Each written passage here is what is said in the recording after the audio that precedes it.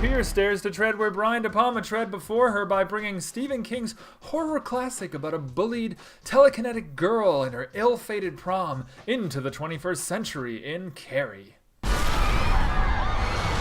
You know, as horrible as it is to say, this all seems kind of quaint in 2013.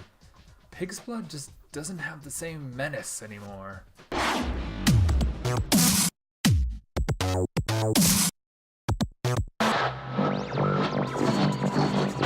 What did you think of that movie? Want to tell the story for this one?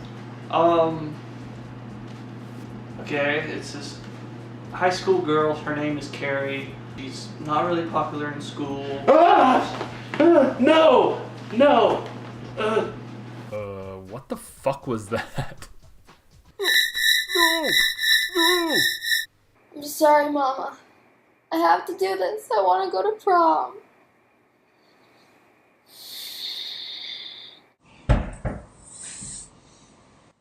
Put me down, Carrie.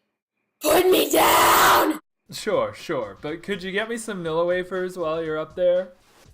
Mexican wrestling mask! Carrie was a really crazy movie where the girl was basically bedridden. Tired of being picked on in school. Not bedridden, but she was protected by her mother. Discovers she might have telekinetic powers. When the prom came, then she really freaked out, and it was like the end of the world.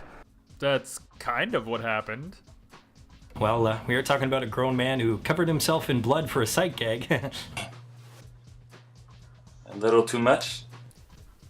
Just a tad. Why do you want to retell this story? Who, me? Why? Kimberly Pierce is the director, and good on her for trying, but why? Why did you bother? Because it's shot for shot. Everything almost exactly the same as the Sissy Spacek version. And you like that version, ergo, you'll like this one. What's the problem? Exactly. And it's even most of the dialogue is the same. I mean, it's like if you're going to remake a movie, You have to go bigger, more gorier, and the only thing this movie does is slightly does a little bit more gore. It was enough for some people.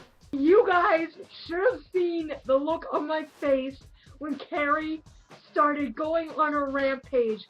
She threw the whole student body like rag dolls. And she's like firing off her telekinesis. She does this thing with her arms, which is like.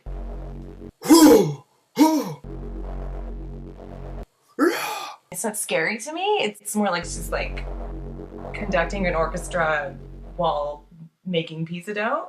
Sissy Spacek, all she had to do to use her telekinetic powers is give an icy glare. And this one, that Carla Montez, whatever fucking name, girls, she has to lift her head, show her fucking nostrils as she flares them and snarl her lip like she's taking a dump in her diaper. Why? Because girls in the 1970s were all like misshapen and ugly. Sorry, every moms. We need an injection of de cute. With Chloe Grace Moretz, she's just a pretty girl. I heard several people comment prior to my viewing that, oh, she's too pretty to be Carrie. Yeah, nothing odd about her, nothing too plain. What does that even mean? I mean, it's just she does look cute.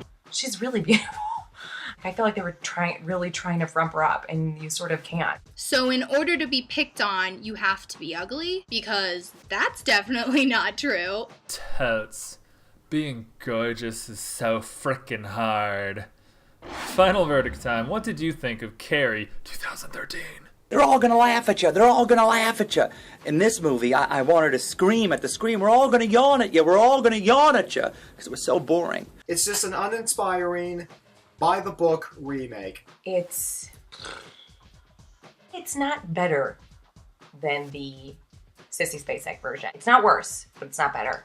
That's saying something. But sure, this is what the old fogies and the originalists think about it. What about all the young people? The movie was really good. It's not really scary. It's just really cool. And, interesting. And I came to see a couple things. I wanted to see a girl get bullied, go to prom, and get revenge. Now that's more like it. I got what I wanted. I enjoyed it. Thought the effects were amazing. The acting was great. I give the 2013 reimagining of Carrie an A-. What more need be said? That gives Carrie a final score of... Huh? No.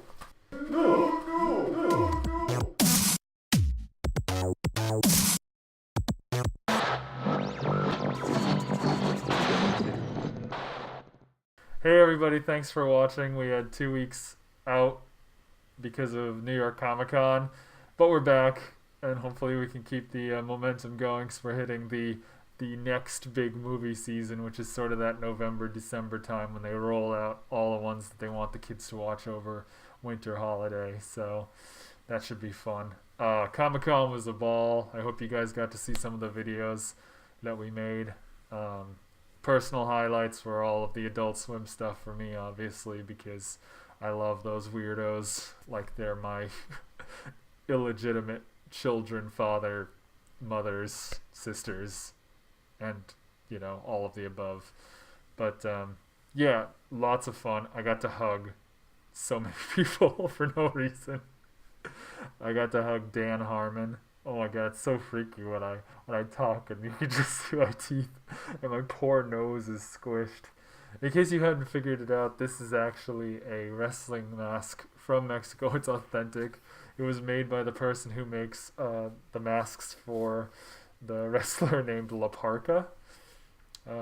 He's supposed to be like, you know, Skull and Death, but actually he does these really funny dances like...